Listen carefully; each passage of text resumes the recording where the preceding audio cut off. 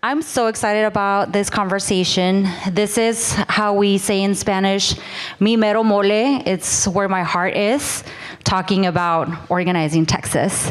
So as we begin, I'm going to ask our incredible panelists to introduce themselves.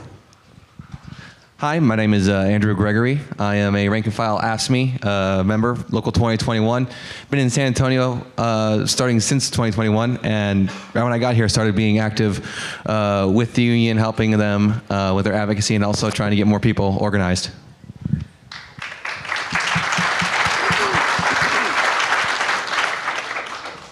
Hi, my name is Andrea. I'm a case manager at Mosaic Family Services, a nonprofit in Dallas, and I'm a member of Mosaic Workers Union. So I help unaccompanied minors get released from the shelters and get set up with resources. And I was on the organizing committee when the organizing effort first started, and now I'm on the bargaining committee for ongoing contract negotiations.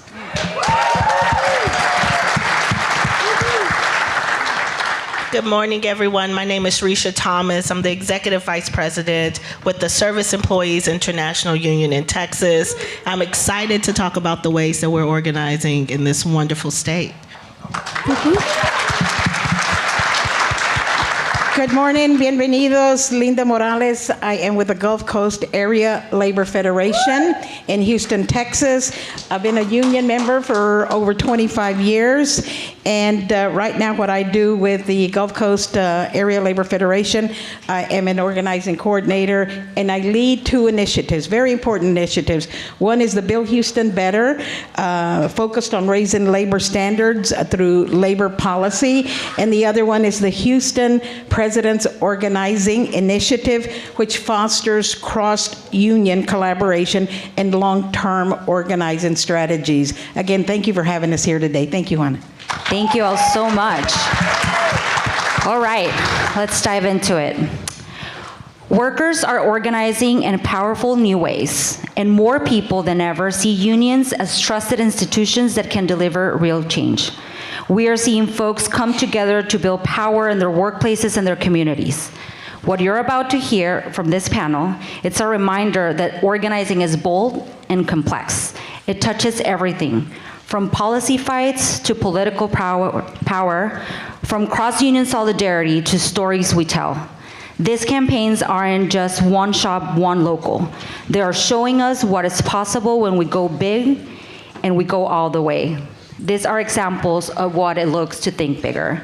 So, hermana Linda, let's start with you. Let's talk about promoting worker rights in the 2026 World Cup. The 2026 World Cup is a major opportunity to advance worker rights, with FIFA pledging a new model that centers labor and human rights. The labor movement is organizing to hold them accountable and ensure that workers involved in games can organize freely, are paid fairly, and that host cities prioritize sustainable, inclusive development. This is a campaign that has been going for many years. I remember in my previous life at Workers' Defense Project in 2019, 2018, where conversations started happening that this was going to be a thing, and we immediately organized and came together and talked about how we're going to include policy and making sure that standards were there. So can you just talk to us about what this campaign is about, how it started, and where we are now? Absolutely. So the day that Houston was announced to be the host city, one of the host cities for the World Cup, was on June 16 of 2022. And as Ana said, there was a lot of work that went on before. National AFL-CIO was very involved. SEIU, Unite Here. Actually, the Gulf Coast Area Labor Federation had to edge its way, or nudge, or fight its way in. We brought along the building trades. We brought along IATSE. We brought along the Painters Union and other unions who would fit the mold of what was going to be happening in the World Cup. So from there, as you said, there were a lot of policies that were worked on, letters, emails, so forth. Houston became the site, and it didn't end there.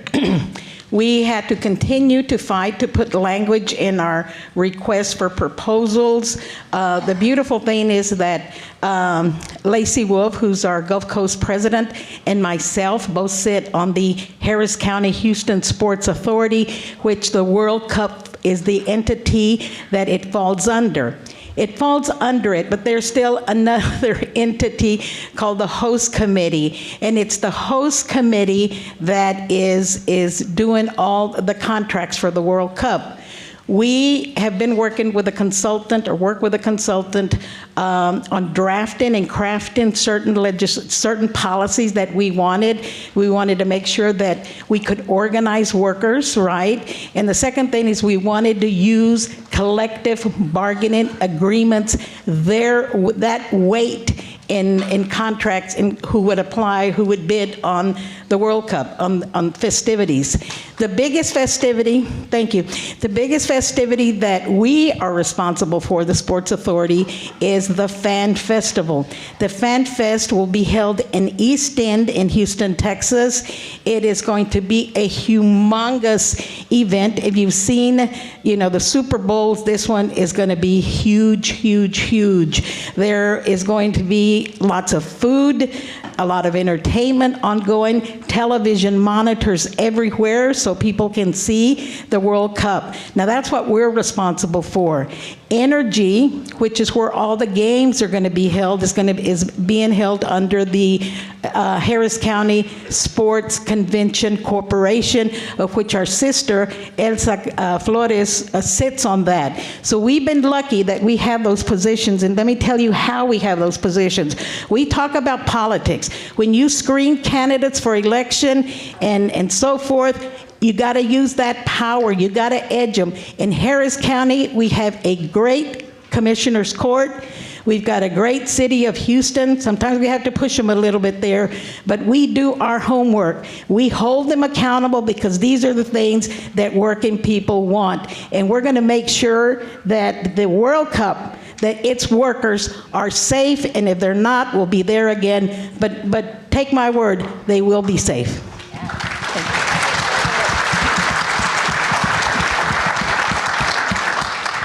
And Linda, like you said, this didn't happen. Like the change that happened in Harris County, it was the labor movement, it was community organizations that came together, that block walk, that elected new folks, and now we have this and other examples of you are talking as policy that are that have now higher standards for workers, which exactly. is incredible. If I can, I'll share. It's a long list of stuff that we gave when we were negotiating of what labor wanted, and I'll tell you what we wanted. We wanted to make sure that there was a minimum wage or prevailing wage. We wanted to make sure that there was workers' comp and insurance. We wanted to make sure that workers had OSHA training and enforcement standards. We wanted heat mitigation plans. We wanted hiring from vulnerable census tracts, and we wanted collective bargaining protections. We wanted labor harmony and non-interference clauses, and we know misclassification is always a big thing. And so we put language in there for misclassification protections, anti-trafficking language, and third-party oversight. And also, what they gave us, and we hadn't even asked for it, was a worker center. So we will have space, and this is because of our political work, I'll tell you, for workers pushing. We will have a worker center there at the Fan Festival where union members and community members can talk to the workers, and hopefully we'll get to organize them there. But there's a lot of work that's been done. Amazing. And Linda, finally, can you just mention which unions were involved and community organizations have been involved in this? So Workers' Defense Project has been involved. The unions, as I said, the building trades have been instrumental. Those folks, I love the building trades. They really are great. Also want to acknowledge my brother, Jeremy. Jeremy is my right arm in our Build Houston Better campaign. And Paul Puente, Wayne, the building trades, SEIU, IATSE, the painters, and Organize Empowering Numbers is now helping us on that worker center rollout. So I apologize if I missed any unions, but but those are the ones, Unite Here, SEIU, I hope was at that. Yes. Amazing. Thank you, Linda. And it's just so incredible to see where and how everything that you have done so far in this campaign. Just Been a remembering collective effort, not Linda Morales, a collective effort. collective effort. That's right. But just to see how far it has gone, that it really served as an example in North Texas and just in other places. So thank you so much for all your work and everybody that has been involved in that. Thank you. But this really is about just talking of how the political, the policy, coalition building work comes together and support our campaigns. And Resha, I would love for you to share with us the incredible work that y'all are doing in North Texas, organizing the airport. And, you know, city councils are very much involved. There are commissions that are appointed to that. So just talk to us about where y'all are at.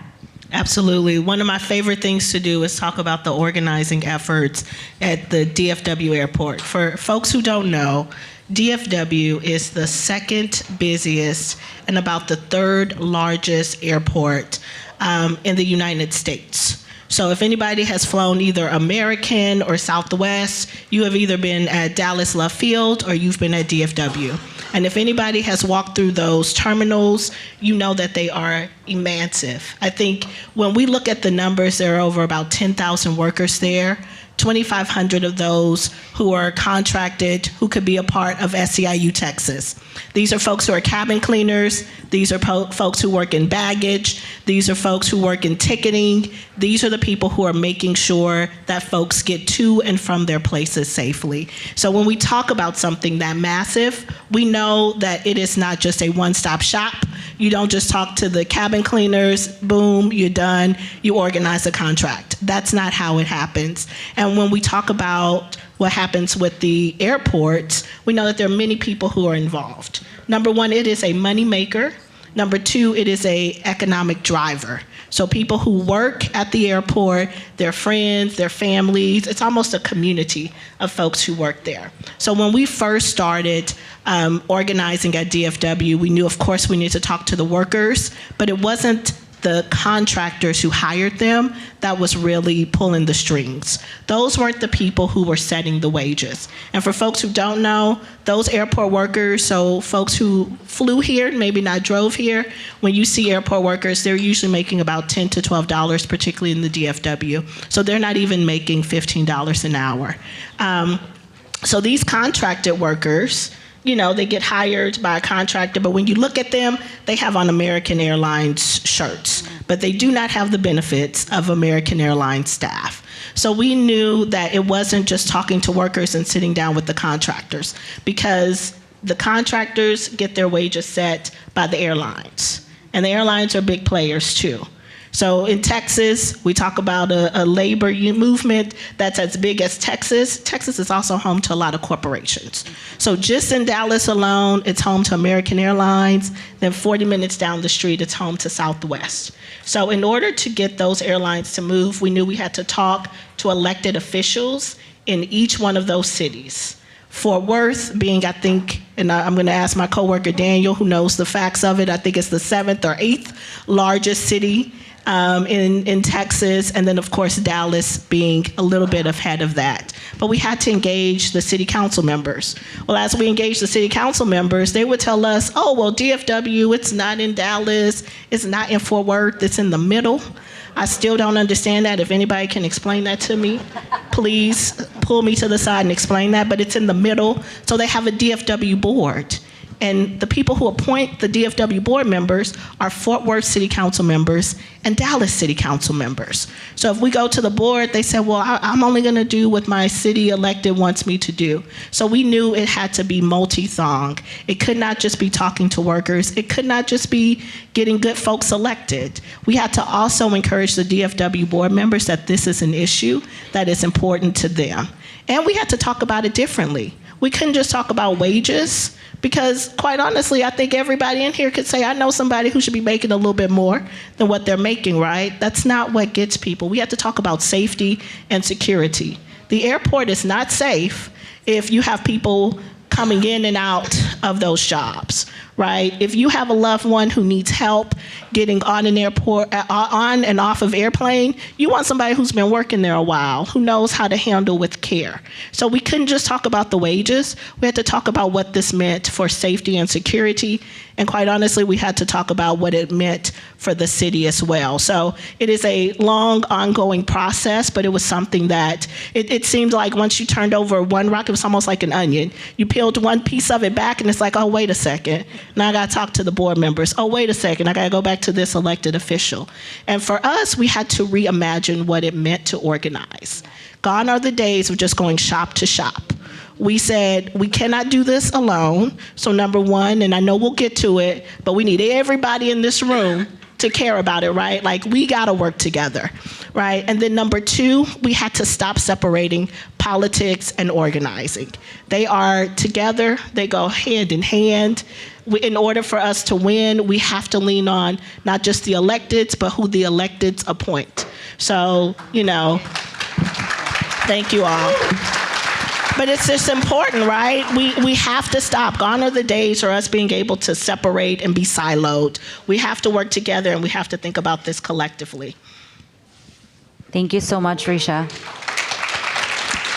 And we will get to that. We will get to how everybody here can get involved in that. But can you share a little bit of where we are right now? Absolutely. So we had a really strong showing in the elections, this last election cycle with our municipal elections in Fort Worth and Dallas, where we endorsed in 11 races. We won 10 out of the 11. So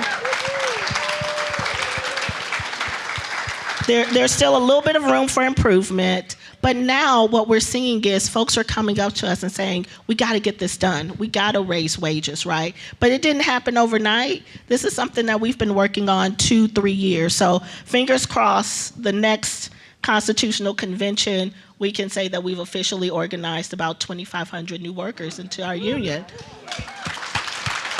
Yes, we will. All right, Andrea. Let's talk about y'all's campaign. The services that Mosaic Family provides to the refugee, immigrant, and survivor communities of Dallas are vital, especially in the face of unprecedented attacks on refugee and resettlement services from the Trump administration. We talked a lot about this yesterday. We know that these are critical services that would not be possible without you all. So, Andrea, can you just talk to us a little bit about how workers in your organization came together and decided to unionize? Yeah, so Mosaic is a nonprofit that offers different types of services for refugees, immigrants, survivors of domestic violence, human trafficking, things like that. So a lot of us come from those same backgrounds or have experienced some of these things.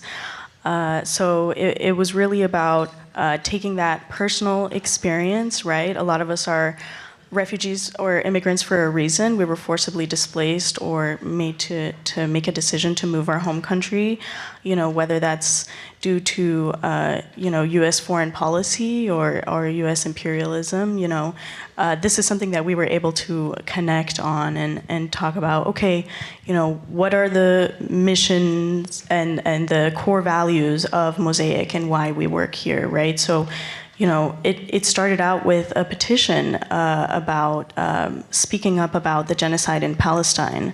And that was kind of when we first started organizing. We were very quickly shut down. And so that second portion, when we were at the end, when we were about to go public with our campaign, is when the funding cuts came from the current administration. So for those of you who don't know, each state receives money from the federal government for refugee services. So in Texas's case, because our governor did not want that, it was an organization called TexOR, Texas Office of Refugees, that stepped up in order to distribute these funds. So they were actually supposed to pay us in January and February, but they were withholding, I think it was somewhere around $36 million to all the organizations across Texas. So that caused us to temporarily furlough a big chunk of our agency, and so that was really what pushed us towards that final, going public. Yeah. Amazing. And y'all had voluntary recognition, right? Can you talk a little bit about that process? And you just mentioned the difficulty with the funding, right? And what y'all were facing, workers were being furloughed. Y'all were putting together funds to support y'all. So what other strategies did y'all incorporated into making sure that you were putting pressure into the Texas OR and just making sure that in addition from unionizing, you were trying to get that to happen? Yeah. So, it was almost a third of our agency that was affected by these furloughs. So we knew we needed to, move with urgency, basically. We wanted to help them with their material needs financially, right? We were crowdfunding. We set up a GoFundMe immediately to help our furloughed staff. And then the other portion was contacting the AFL-CIO. To leverage those connections, those more direct connections to elected representatives and ultimately the administration. So, we got in contact with you all, and we were eventually connected with Representative Julie Johnson and Representative Greg Kassar, and it was multiple representatives actually that came together and sent a letter to kind of urge the administration to release those funds. And it happened, I'm pretty sure, the next day. So, that was monumental for us, and we were also talking to IRC. IRC Dallas is another organizing campaign that was really major. They basically helped us, throughout the whole thing in the very beginning, strategies for how to talk to refugees about organizing and unionizing, right? And they actually have a GoFundMe right now. One of their colleagues was kidnapped and apprehended by ICE. So this is something that, if you would like to participate, you can do that.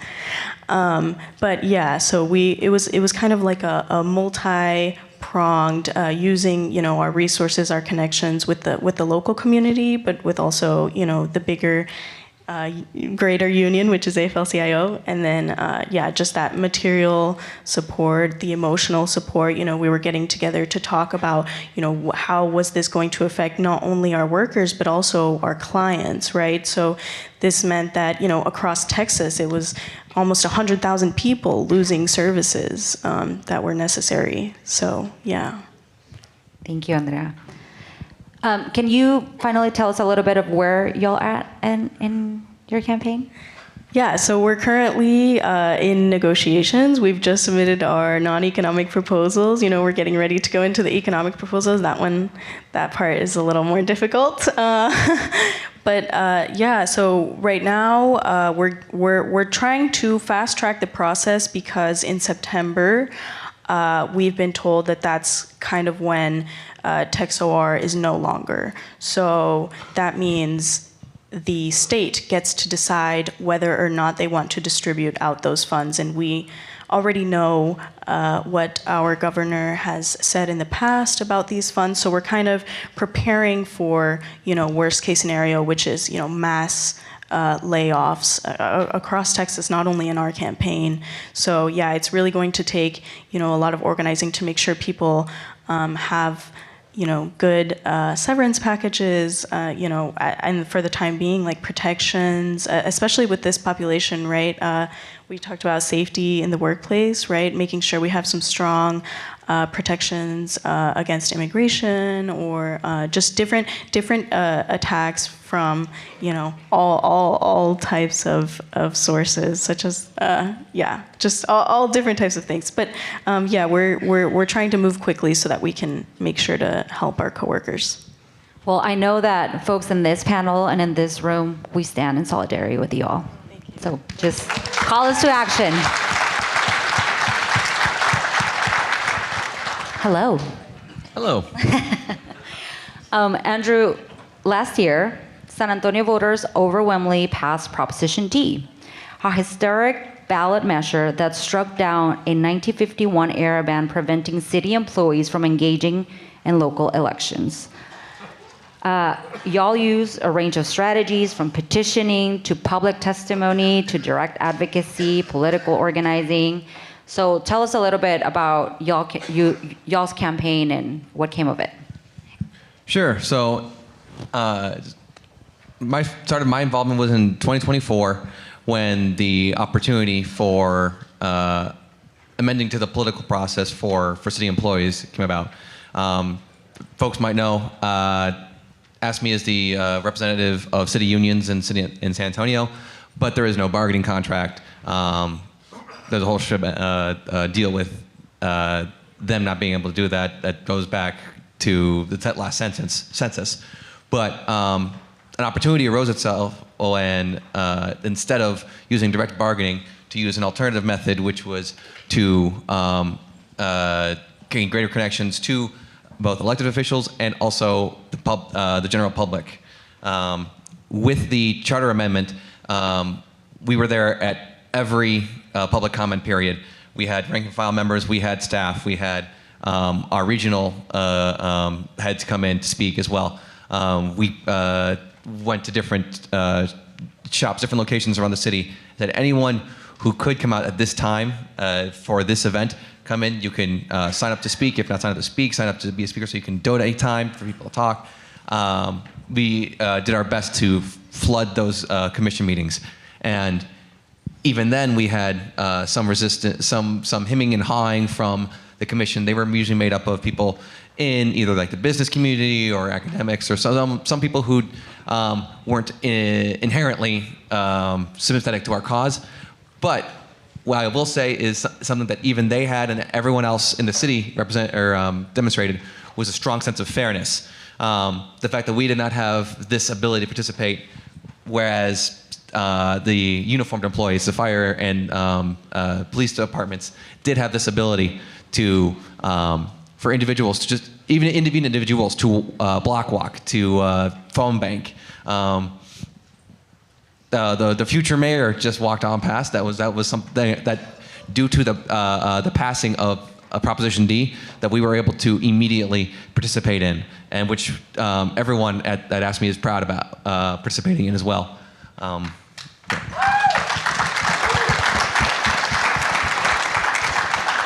So do you feel, how does it feel now that, Resha was telling me that before employees couldn't have a bumper sticker in their cars? You could say it feels liberating, it feels empowering, it feels as if in a totally dark room, there was a light, right?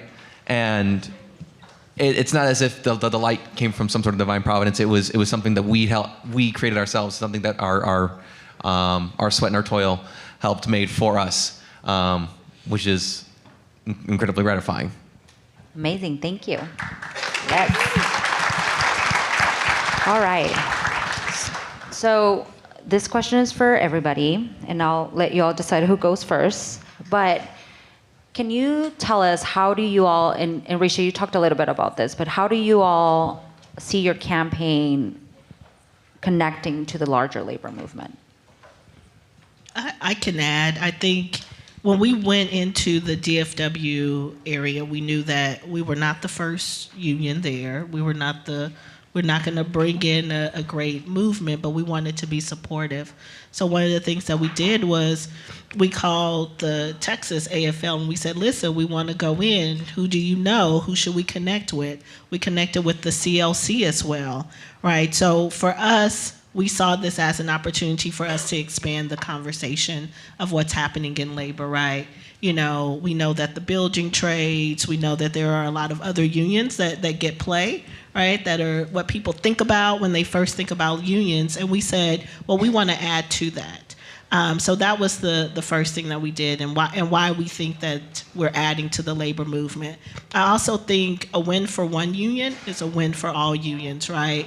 So if we can go in and we can say, hey, we're organizing airport service workers, then I think that helps the city employees ask for a little bit more money, right? Which was something we were able to do in Fort Worth. But that also helps the concessionaires, that helps the plumbers, right? So it's like, if we win, we all win. So I was talking to one of my brothers from Hope yesterday, and I said, your ears must be ringing because I've been bragging about the contract that y'all won in Houston, because I know that when they get higher wages or more protections for their workers, that's something that we can replicate. So for me, it's about expanding what the labor movement looks like, including more folks, and then number two, being able to talk about the victories. Andrew, I'm excited that for the first time, city employees in San Antonio are able to not just cast their ballots for an elected official, but be a part of the process of selecting who it is and putting in some sweat in order to get that person elected. That's a win not only for you all, but that's a win that we can all talk about across this great state.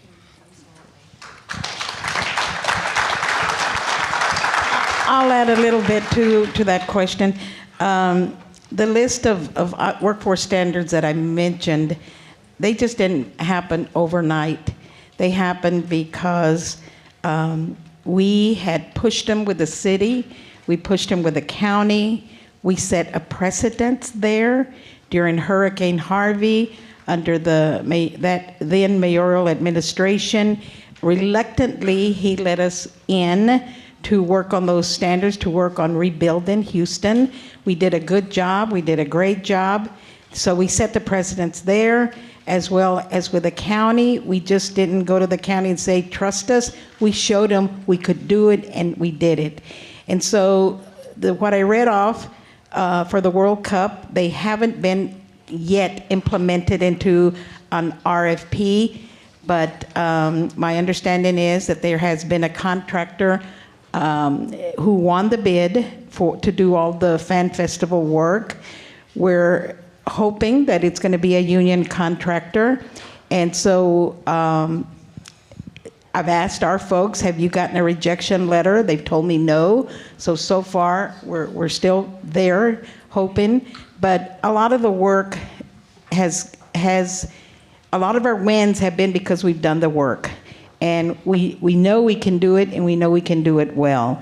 And so those things just didn't come because we said we wanted them. They came because of the hard work that the labor community has done in Houston. I wanted to expound upon something that Resha mentioned, which was this kind of domino effect, because I can say, well, during the Proposition D campaign, a lot of residents, a lot of city employees, they didn't know exactly what they could and couldn't do. Just the fact that it was able to be a political campaign in the first place, and not necessarily political in terms of electoral elections, but political in terms of engagement with the political process, like the Charter Amendment, is a way to build awareness. And the success on that means greater normalization on this idea of first public sector unions, and then from there, leading towards certain sectors in the private sector. And pie in the sky right now for me, but what I'd like to see as an end state would be chipping away at Texas right to work. Who's in?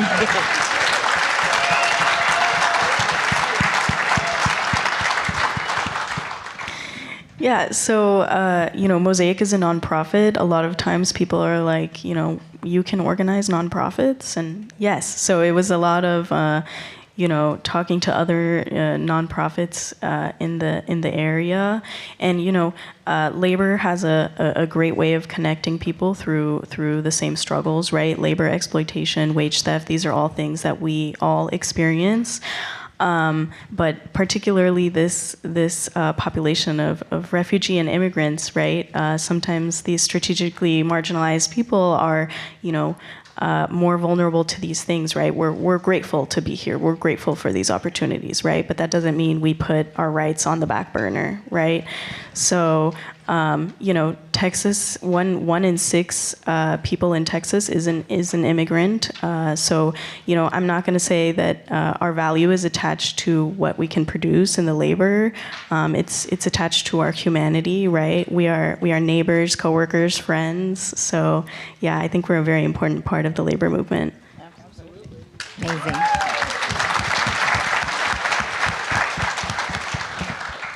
Resha, what's your call to action? My call to action. I think the call to action is already happening. I think during this convention, I've been talking to folks about how can we connect around the airports and DFW. But I think my call to action is let's share our victories together and let's be all in for each other's fight, right? Because, this is about chipping away at right to work in the state of Texas. So I hope for folks that they'll continue to have conversations. I think for DFW, if I have any folks, I think y'all are District 8 in the DFW area. Thank you, I see you all. But we would love to continue to work with you all. We've done it earlier this year. We want to continue to work to finally get us to the finish line so that workers not just have more money in their pockets so they can stay in their regions, but also so they can have respect at the job, because this is what it's really about, is people having respect at the job. Thank you. And know that for us at the Texas AFL-CIO, for the organizing department, and for everybody in this room, as you're having campaigns, we're here to support you. I'm here to support you. The rest of our team is here to support you. From joining your organizing committee, to connecting you with elected officials, just to helping you with communication strategy, anything there is, we are here to support you all. Every one of you is inspiring. I am so proud to work with you all. Thank you for everything that you do for workers in our state, and let's give it an applause for everybody.